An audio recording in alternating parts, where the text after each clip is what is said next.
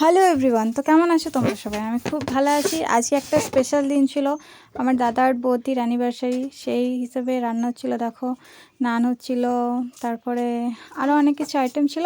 সেগুলো আমি ফটো তুলতে বা ভিডিও করতে ভুলে গেছিলাম। তারপরে এই যে আমরা রেডি হয়ে চলে এসেছিলাম, দাদার বৌদির কেক কাটিং। এবার কেক কাটবে, আর মাহি তাদের মাঝে ছিল।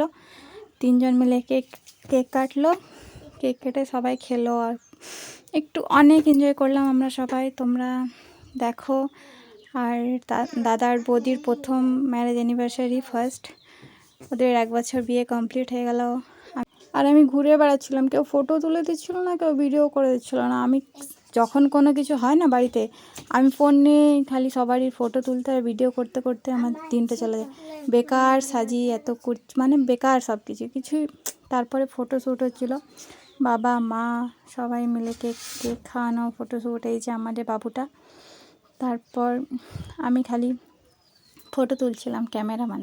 সবই ঠিক আছে, আমি মেনুগুলো তুলতে ভুলে গেছিলাম। যাই হোক, মেনু হয়েছিল চিলি চিকেন, তারপর কাবলি চানার তরকারি, তার নান, মিষ্টি, এসব ছিল। তারপর আমি ফটো তুলতে বলছিলাম আমার বরকে, তখন হঠাৎই স্প্রে করে পুরো একদম ভরিয়ে দিল আমার বর।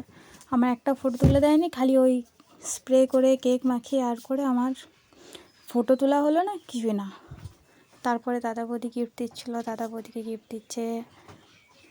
আহা, গিফট দেওয়া শেষ, বৌদি দাদাকে গিফট দিল।